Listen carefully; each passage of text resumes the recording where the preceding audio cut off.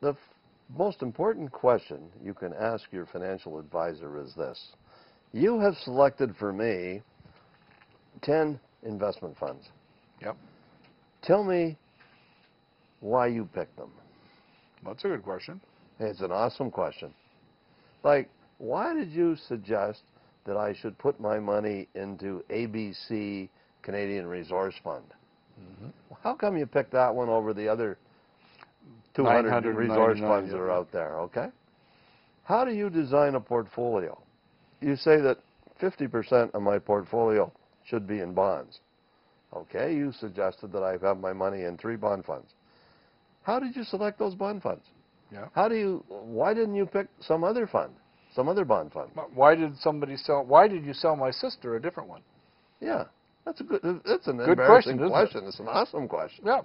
Okay.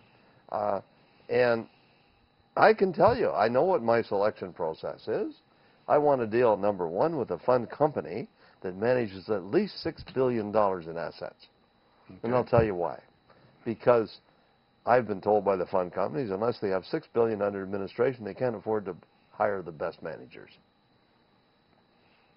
That's an interesting statement. Okay. I don't know how true that is, but that's what they say. And it makes sense. Yeah. Okay.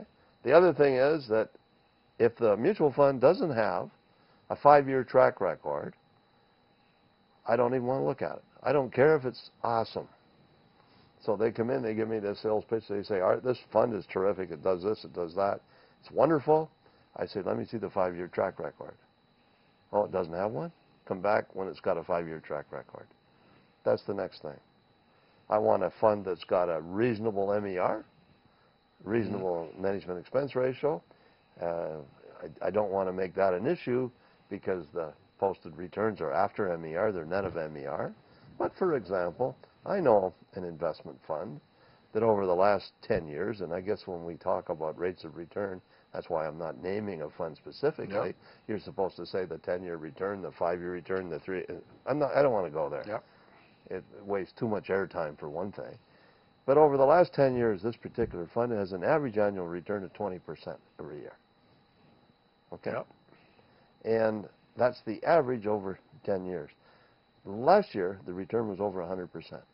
The MER last year was 10%, or 10 points. Is that a good deal? You pay 10 to make 100? Well, you got the 100 after the 10 anyway. That's right. It really was 110%. Yeah. They took 10, you got 100. That's correct. There is no correlation that I've ever been able to find between MER and return. Some of the funds that have the highest MERs have lousy returns. That's correct. And some of the ones with great returns have reasonable MERs. Okay? So you can't just look at the MER. There's a company called Phillips Hager North. Yep. I don't mind mentioning them by name. They were recently taken over by RBC. Royal Bank, yeah. Okay. They historically have had the lowest MERs. 25 funds in their family. There's really only about 3 of the funds, as far as I'm concerned, was going to say 2, that I like. Yeah. Okay? So if I were working directly for them, and that was the only thing I had to sell, I'd be out of business. Yeah. Now, I'm not condemning Phillips Hager North. That's not my point here.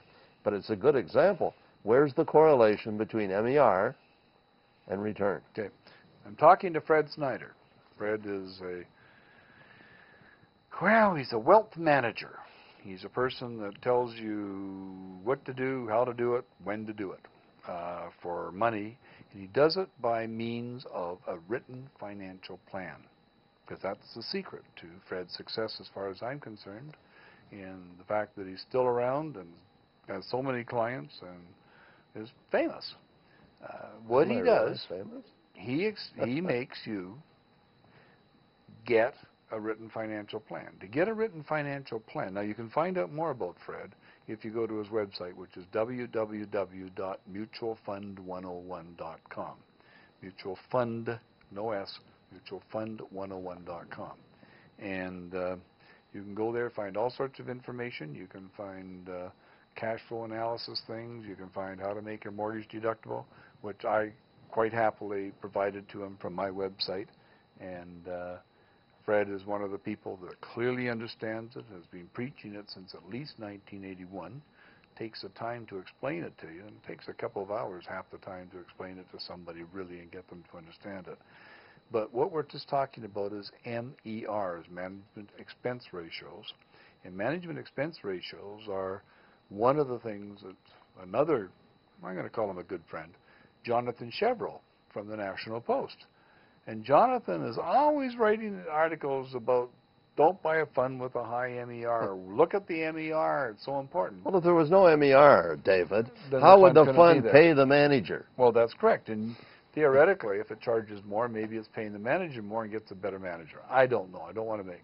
But it's really funny because Jonathan has always, and his favorite money manager across Canada was Phillips Hager North, because they had the lowest MERs that were around.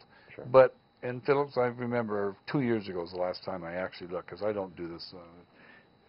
Phillips Hager North a couple of years ago had 2 funds in the top 10, which was sort of cool that they had Well, 2 that's there. cool. Sure, that's good. But the TD Bank had number 1 or 2, if I remember right, wasn't it? And with a higher MER. it's almost the TD. The There banks is never no direct correlation That's right. between MER and return. So if you're going to use MER as a selection process, then you're probably not going to get the best fund. So what you and want, I say probably it'd be nice if you could get a low MER and a high rate of return, but I have not been able, with all my studies, to be able to find the correlation. Yeah. Well, that's my experience as well.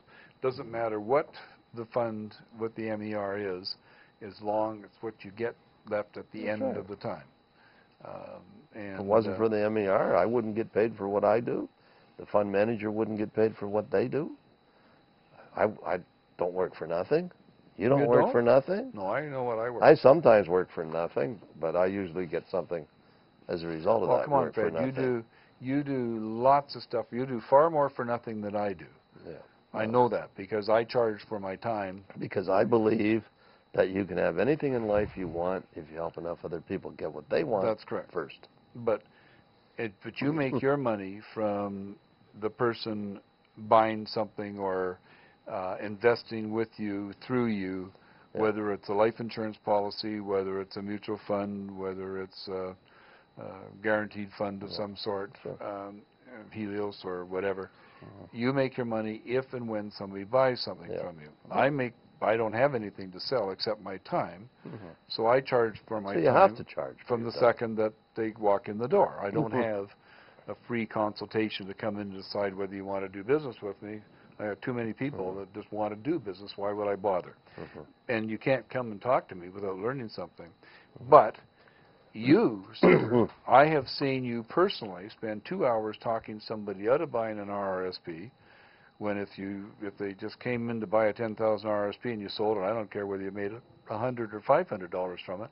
Doesn't matter to me. You would have made money if you sold them the RSP. But because you do a written financial plan, and the written financial plan shows that they should be buying their condominium or paying off their Woodward's card back when we had Woodward's cards, paying off your consumer debt, paying off your car loan that you, like I had a lady here last Wednesday, a week ago today, she's paying right now today in this economic thing, she went bankrupt about 8 years ago, and she's paying 18% loan interest on her car loan.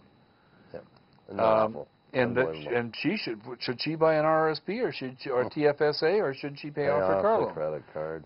Pay off well, this isn't a credit card, it's a car loan. No, car I mean, I haven't seen an 18% car loan in 7 or 8 years. They're usually zero. Yeah. Anymore. It's but because she'd been bankrupt, and I've been bankrupt, as you know, so I know what happens when you're trying to deal with borrowing money after that. You are looked at askance, is the best word to use.